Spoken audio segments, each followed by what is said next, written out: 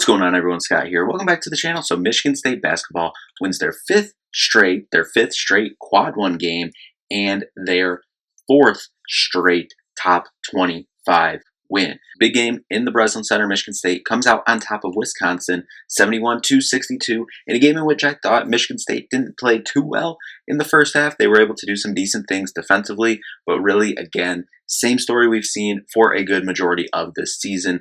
Turns it on in the second half, both offensively and defensively, to come away with the 71-62 win over the 11th ranked Wisconsin Badgers on Sunday. We're going to jump into the game, but first, if you could, just make sure to hit that like and subscribe button down there. More Michigan State basketball content on the channel, so make sure to subscribe so you don't miss a video.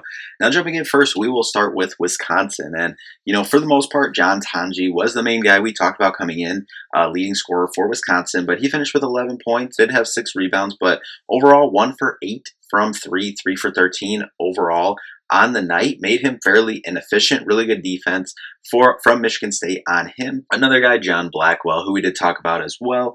19 points in this one, 6 rebounds. He was really good. 8 for 20 shots he got up. 7 more than Tonji, but 1 for 7 from 3. That's what Michigan State did across the roster, make them inefficient from 3 as a team. Wisconsin went 5 for 32, about 16% on the night.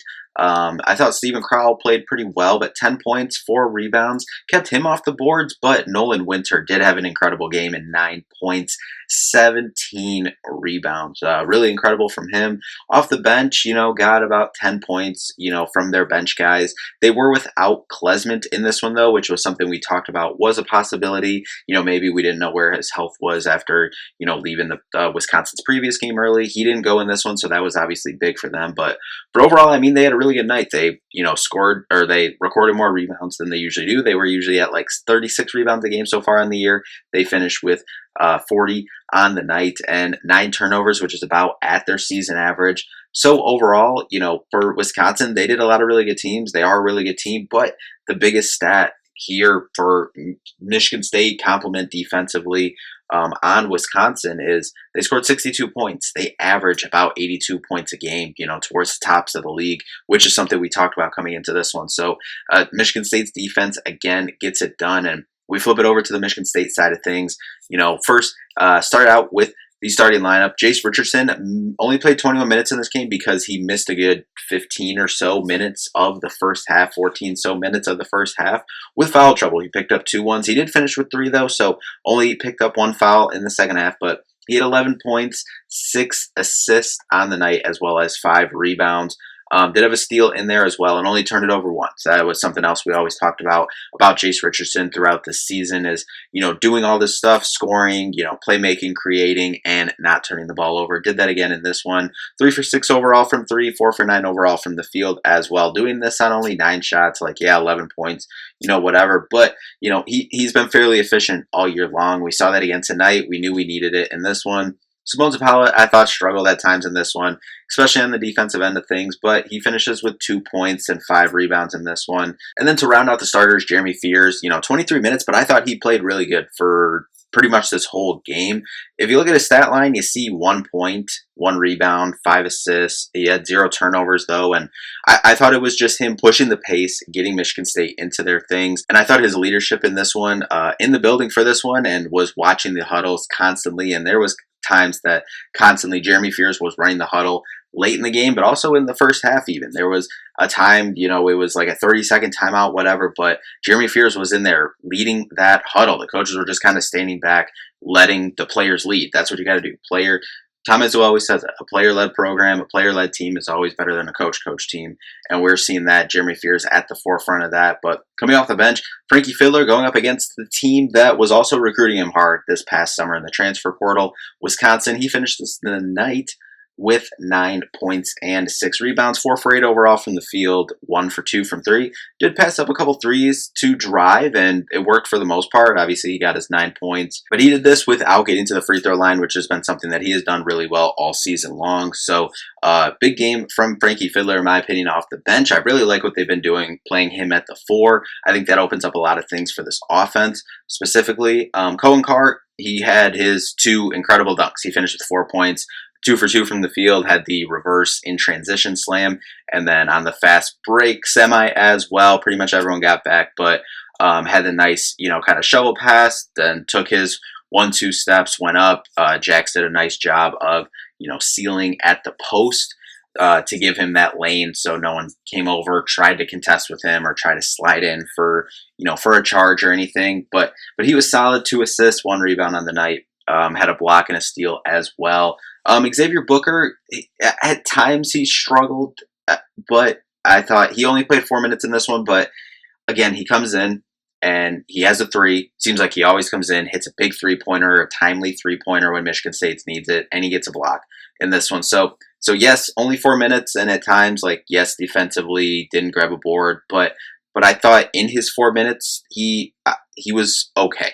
I think overall, I'll take that 3, that block, just see it more. As soon as he gets it and is starting to consistently grab rebounds, during the game, I think that's when things start to keep rolling and moving for Xavier Booker. We saw it. We saw flashes this season. We saw flashes last season as well. And, and really that's been the key last season and this season is, rebounding the basketball and doing all this other stuff. We've seen him take the ball, off the bounce, off the dribble, get to the lane, get to the paint, hit a nice, little sky hook, getting to the rim, finishing. But then also being able to be that, without a doubt, he's their best pick and pop option from the 4 or 5 position. So would love to see him get going and, eventually, but, him coming in 1 for 2 from the field, 1 for 2 from 3 overall. And, that was his impact. Everyone has a role. That's what I love about this team. That's what, what makes this team so special and them doing what they're doing so far this year. Still got ways to go and, got to finish the season strong, but that's what I love about this team. Carson Cooper as well. He finished with 8 points and 4 rebounds, 4 for 6 from the field. He got a couple nice lobs towards the end of the game that really kind of sealed this thing for Michigan State. And, that's what him figuring out the pick and roll offense and, being able to use his size and his strength to get to the rim and catch those lobs has been huge for Michigan State and, is a big reason, offensively for a lot of their success. And then we'll close it out with the remaining 2 from the starting lineup. First off, Jackson Kohler, 10 points, career high, 16 rebounds, 4 for 10 overall from the field on the night, 0 for 2 from 3. And, I know he said afterwards, talking with the media, that, he felt like he could work on some things offensively. He still finishes with a double-double on the night, but overall, another incredible game on the boards for Jackson Kohler, just doing all the little things and just absolutely incredible, something we're going to need continued play for the remainder of this regular season, Big Ten tournament, NCAA tournament. And then last but certainly not least, senior Jaden Akins. Something we talked about in the preview for this one. Would love to see Jaden Akins see some shots go down and Jackson Kohler see some shots go down and both have good games, coming down towards these last 3 games of the season. Coming back home, you get 2 of these last 3 at home. Jaden Akins came out firing in the first half, was big, especially when Jace Richardson went out with those 2 fouls in the first half, was able to keep Michigan State going. 4 for 9 overall from 3, 6 for 18 on the night for 19 points, 8 rebounds, attacking the glass. We saw that so many times last year and throughout his career as well. His willingness and ability to go grab rebounds, attack the glass, did that tonight and, was a big reason why Michigan State won this thing and a great start to his last, week or so of the regular season as a senior at Michigan State. So absolutely love to see that. But you move over, look at the team stats. Michigan State shoots 39% from the field. Wisconsin, 34% overall. And then the threes. Michigan State shot a lot of threes in this one. We talked about the last, handful of weeks. Michigan State would love for them to stay in that sweet spot of about, 14-ish attempts per game. They shot 27 in this one, but they shot 9 for 27 for 33%. That's absolutely beautiful. That's above their, season average of obviously attempts, but that's above their season average for percentage as well.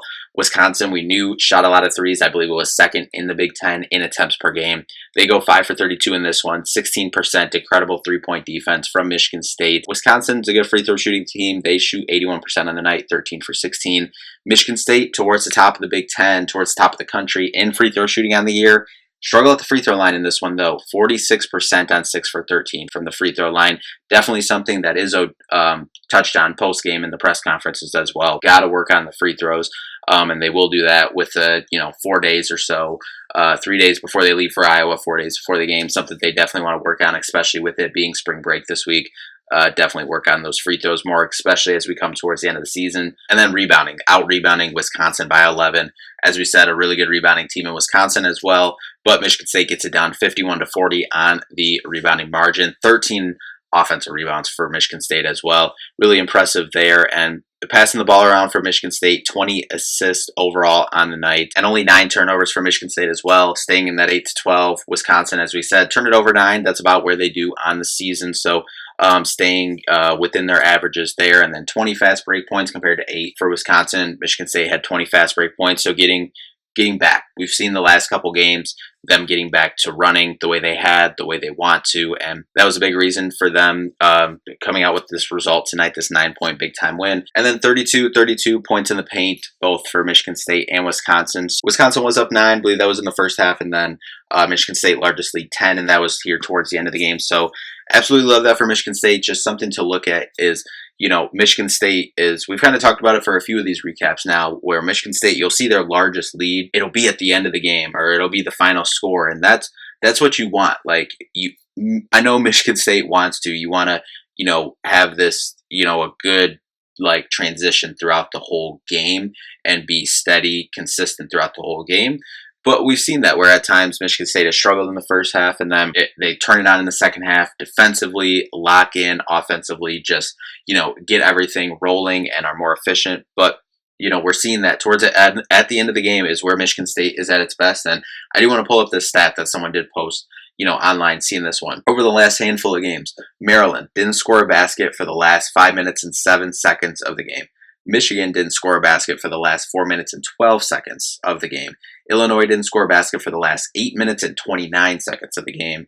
And Wisconsin scored 1 basket in the last 4 minutes and 7 seconds of the game. That's a combined 21 minutes and 55 seconds, giving up just 1 basket to close out the last 4 games. That is just absolutely incredible, and locking in the last 4 or 5 minutes of the game when it is winning time. Just absolutely locking in, locking down defensively, and closing out these games for Michigan State is why they are in the position that they are in. Now, with the Michigan loss to Illinois on Sunday, now a 1-game lead in the standings here for the Big Ten regular season title race. Now, for Michigan State, you got 2 regular season games left. You have Thursday at Iowa, tough environment, tough place to play as always. And then you have Senior Day against Michigan at home next Sunday. So really the path for Michigan State is, if Michigan State wins on Thursday at Iowa, they're Big Ten champs. If they do not win Thursday at Iowa and Michigan wins their game during the week this week, then Sunday will be winner take all for the Big Ten title. But anyway, that'll do it for this one. We will be back with a preview for the Iowa game on Thursday. So another big time win for Michigan State here as we come down the last couple games here, the last week of the regular season for Michigan State. So anyway, that'll do it for this one. Thank you all so much for watching. We'll see you in the next one. Peace out.